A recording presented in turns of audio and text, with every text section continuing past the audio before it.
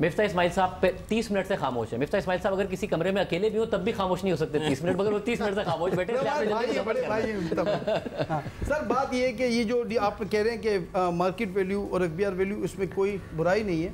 हमने पहले भी कहा था, मीटिंग कर चुके हैं कि आप इसको सालाना बुनियादों पे, मैंने कहा वाइट मनी की शॉर्टेज है मार्केट में, आप इसको थोड़ा थोड़ा बढ़ाते जाएंगे, 10-10% साल की बढ़ाते जाएंगे, आप मार्केट वैल्यू पे ले आए, हमें कोई इतराज़ नहीं है। और इसके बिटवीन भी अगर कोई चाहता है कि उसको वो पूरे पैसे दे और पूरी लीज ले तो क्या एतराज़ हो सकता है? ना हमें एतराज़ है ना अथॉरिटी को एतराज़ होना चाहिए, इसमें कोई बुरी बात नहीं। साहब ना, क्योंकि सबने अपने अपने इशूज़ उठाए। पहले प्रॉपर्टी का मामला मैं आप तीनों के साथ, अमार के साथ, शब्बर साहब के साथ और आपके साथ सेटल करेंगे, फिर एग्रीकल्चर रियल एस्टेट की भी बात कर लेते हैं ना। प्रॉपर्टी किस हद तक दुरुस्त करें? एक जुमला बोलूँगा, ये जिस स्कीम की बात कर रहे हैं उस स्कीम के दरमियान में कोविड आ गया था।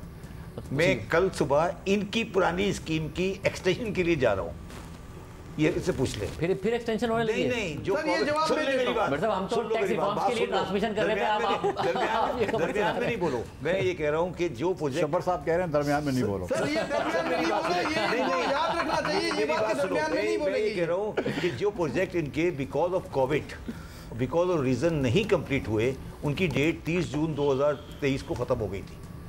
उसमें एक इनकी जेन्युइन डिमांड है, 100D की बात हो रही है, जेन्युइन डिमांड 100D की बात हो रही है। मगर आप तो कह रहे हो इसकी जेन्युइन डिमांड की मर्जी के मुताबिक तो आप तो ना हो तो अच्छा है। जेन्युइन डिमांड है। मैं पावर में नहीं हूँ इस वक्त, ठीक है, मेरी गवर्नमेंट नहीं है।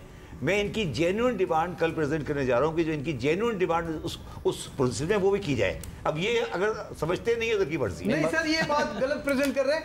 देखिए 100D की बात हो रही है, ये 2200 प्रोजेक्ट हैं जो हमें, सर मेरी बात सुने, 2200 प्रोजेक्ट हमें दिए गए और कहा गया कि 2200 प्रोजेक्ट जो नया पाकिस्तान की ये बात कर रहे हैं। और नया पाकिस्तान में मैं चाहता हूँ, आपके फोरम पे मैं चाहता हूँ कि आप नया पाकिस्तान की नहीं करे, उस दौरान एक और स्कीम आई थी ना जिसमें अनाउंस किया गया था कि अगर आप 100D जिसमें था कि अगर आपके 100D की बात कर रहा हूं, सर 100D की बात कर रहा हूँ मैं भी, कि उसमें ये है, मेरी भी ये डिमांड है, आबाद की भी ये डिमांड है। यही तो कह रहा हूं सर ये देखिए आपने पेश ऐसे किया जैसे उस बहुत खुश नहीं थे, मगर डिमांड आपकी भी है। सर मिक्स कर देखिए डिमांड हमारी क्या है? नहीं, हमारी मिनिस्ट्री डिमांड नहीं है।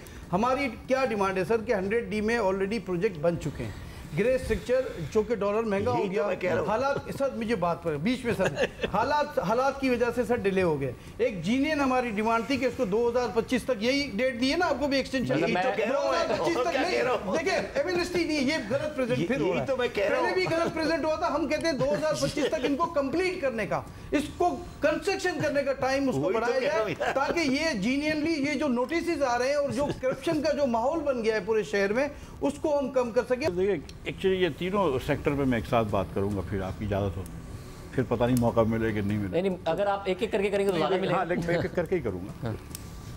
एक्चुअली ये तो गालिब इस पे बात कर गए तीनों सेक्टर पे कि हमको मालूम, हमने जाना कि तगाफुल न करोगे तो फिर भी खाक हो जाएंगे हम, तुमको खबर होना। तो जिस स्पीड से ये जा रहे हैं, जितना वक्त ये लोग चाहिए, तो ये कभी मुझे लगता है कि इनका मूड नहीं है टैक्स देने का। लेकिन सच्ची बात है कि मैं भी एक किस की बात करें? तीनों सेक्टर्स का मूड। अब अतीक साहब मेरे बड़े हैं, काबिल एहतराम है, उन्होंने कहा कि अगर एक मॉल के अंदर दुकान है, एयर कंडीशन मॉल में दुकान है, नाई की दुकान हो सकती है। भाई नाई की दुकान जो है, सलॉन्स जो होते हैं एयर कंडीशन मॉल में, वो कितने पैसे कमाते हैं?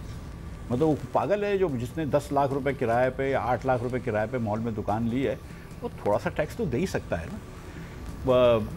खोकर साहब से ज़्यादा कौन जानता होगा एग्रीकल्चर को, लेकिन ये कहना कि हम हर साल नुकसान कर रहे हैं, हर फसल पे नुकसान कर रहे हैं, वो ठीक नहीं है बात। इतना नुकसान नहीं हो रहा है, बल्कि नुकसान नहीं हो रहा है। ये बात बिल्कुल खोकर साहब की सही है कि हुकूमत ने वादा किया था 3900 रुपये का, 3900 रुपये ख़रीदने का, और उनको ख़रीदना उनका फ़र्ज़ है, क्योंकि उसकी वजह से उस बुनियाद पे फार्मर्स ने वीट की एकड़ेज बढ़ाई, उसने महंगा फर्टिलाइज़र डाला ताकि अच्छा क्रॉप हो। अब हुकूमत को ख़रीदना चाहिए, हुकूमत को रिनेग नहीं करना चाहिए अपने वादे पे, ये बात एकदम जायज़ है। लेकिन 3900 रुपये प्राइस जब की थी तो दुनिया में उस वक्त क्या प्राइस थी? आज भी दुनिया के अंदर जो है वो कराची पहुँच के 70 रुपये की गंदम है। आप मतलब आप यहाँ पे 100 रुपये का गंदम बेचना चाह रहे हैं, जबकि दुनिया की मार्केट 60 रुपये है, तो आप भी तो कुछ मतलब मार्केट से जो है वो मतलब 70% ज़्यादा पैसे मांग रहे हैं ना। तो ये बात भी सही नहीं है। और सब इशू है वैसे, क्योंकि जब दुनिया में प्राइस ज़्यादा हो तो स्मगल हो जाता है। और दूसरी गुजारिश मुझे बात करना, जी सर प्लीज़। दूसरी गुजारिश ये है कि देखें, हम 2 मिलियन टन अफगानिस्तान चले जाता था वीट हमारा। अब ये हुआ कि जब गंदम सस्ती हो गई तो अफगानिस्तान ने यहाँ से ले लिया, बाहर से ले लिया उन्होंने, ठीक। तो वो 2 मिलियन भी बच गया, अफगानिस्तान की डिमांड भी कम हो गई हमको। और ये कहना कि छोटे और बड़े काश्तकार में आप फ़र्क ना करें और ये आवाम की खिदमत कर रहे हैं, तो सब आवाम की खिदमत कर रहे हैं। अल्लाह की मेहरबानी से लोगों के बड़े काशाने बन गए हैं आवाम की खिदमत करते करते। गुजारिश ये है कि जो बड़ा काश्तकार है जिसके पास 100 एकड़ 200 एकड़ की अराजी हो, उससे हम थोड़ा सा टैक्स तो ले सकते हैं। और अगर आप इसको फेडरल टैक्स नेट में ले आते हैं, देखिए ना, हुकूमत तो पैसे जमा ही नहीं करती, सूबे की हुकूमत तो पैसा जमा नहीं करती, तो आप वफाक को ये टैक्स दे दें। आप प्रॉपर्टी में टैक्स जमा नहीं करते, आप वफाक को अगर ये टैक्स दे दें तो कम से कम ये जो ज़राअत का सहारा लेकर जो टैक्स लोग टैक्स अवेट करते हैं वो नहीं कर सकते। मैं ये नहीं कह रहा हूँ कि उसको, मैं अभी समझता हूँ कि ज़राअत के ऊपर फिक्स टैक्स होना चाहिए और पहले 12-15 एकड़ को आप छोड़ दें, आप छोटे काश्तकार पर ना जाएँ। और मैं जानता हूँ कि 80% हमारा काश्तकार जो है वो छोटा काश्तकार है, लेकिन वो जो काश्तकार जिनके पास 100 एकड़ 200 एकड़ की 500 एकड़ की 7,000 एकड़ की ज़मीनें होती हैं लीज़ करी हुई या खुद की, उनके ऊपर भी अगर आप टैक्स ना लगाएं, और ये कैमरामैन जो 50,000 रुपये से ज़्यादा तनख्वाह लेता है उसके ऊपर आप टैक्स लगाएं, तो ये ज़्यादती है ना। टैक्स किसी को देना अच्छा नहीं लगता है, चाहे वो दुकानदार हो चाहे वो मैन्युफैक्चरर हो, लेकिन आपने कहीं ना कहीं आप कह रहे हैं कि फी एकड़ लगा दें, फी एकड़ 12-15 को छोड़कर, बजाय इसके, क्योंकि अब एक और मसला ये आ रहा है कि अगर आप लैंड की वैल्यू पर लगाएंगे तो वो भी अंडर वैल्यूड है, जिस तरह ये प्रॉपर्टी में देखें, तो आप जितनी आपके पास है एकरेज के हिसाब से लगा दें। और आप मतलब आप अलग अलग डिस्ट्रिक्ट्स का कर दें। देखें, हर ज़मीन जो है, चोलिस्तान की ज़मीन जो होती है वो it's not valuable for instance, जितनी अगर कोई बारिश के इलाके में हो या नहरी ज़मीन हो तो आप 2-3 रेट्स करके उसको लगा दें, ये इतना मुश्किल नहीं है होना। और जो समसम साहब की बात थी, मैं माज़रत के साथ, देखें ये पाकिस्तान के अंदर जो बड़ा मसला है ना कि पाकिस्तान के अंदर ये जो अनडॉक्यूमेंटेड मनी जो है वो पार्क हो जाता है ज़मीन में। आज भी हम जानते हैं कि जो करोड़ रुपए की वैल्यू होती है, एक्चुअली जो ऑफिशियल वैल्यू होती है वो एक्चुअली लैंड 5 करोड़ रुपए का होता है, 4 करोड़ रुपए का होता है। जब तक हम इसको ठीक नहीं करेंगे और हम 1-2-3 साल के अंदर ये करेंगे, कोई भी ये नहीं कह रहा था, हमारी जो मेरी और शाहिद साहब की भी स्कीम थी वो 3 साल के अंदर थी, 3 साल में ये स्कीम करनी है। और दूसरी तरफ आपको एक दरवाज़ा बंद करना है जो हमने बड़ा चोर दरवाज़ा खोल रखा है, और वो चोर दरवाज़ा है कि अगर आप नॉन टैक्स पेयर हैं तो आप 4 की जगह 6% दे दें, 6 की जगह 8% दे दें। तो हमारी ये ख्याल था कि पहले आपको गाड़ी और मकान नहीं ख़रीदने देंगे 40 लाख रुपए से ऊपर का। 40 लाख से नीचे उस ज़माने में मतलब ये कि गाँव गोट में छोटे छोटे वो होते हैं, we didn't want to get into this.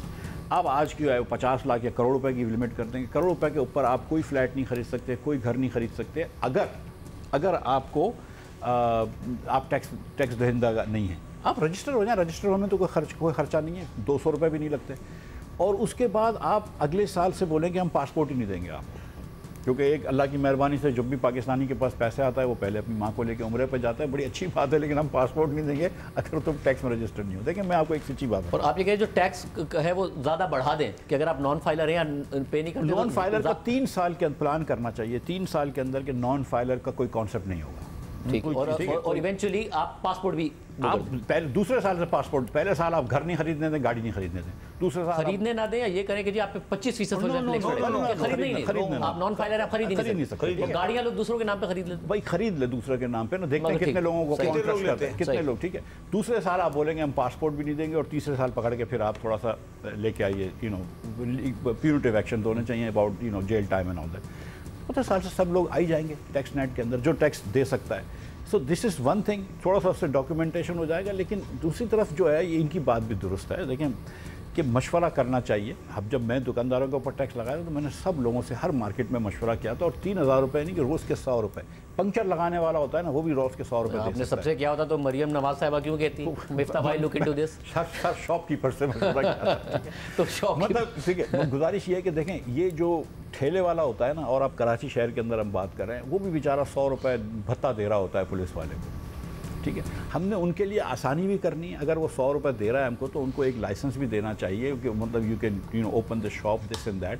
थोड़ा सा हुकूमत को भी अपनी तरफ से कुछ काम करना चाहिए, तो ये बात दुरुस्त है। और हुकूमत, मैं एकदम खोकर साहब से एग्री करता हूँ कि पंजाब गवर्नमेंट को बिल्कुल अपने वादे से नहीं फिरना चाहिए, और वो जो वादा किया था वो पूरा करना चाहिए, नुकसान करो।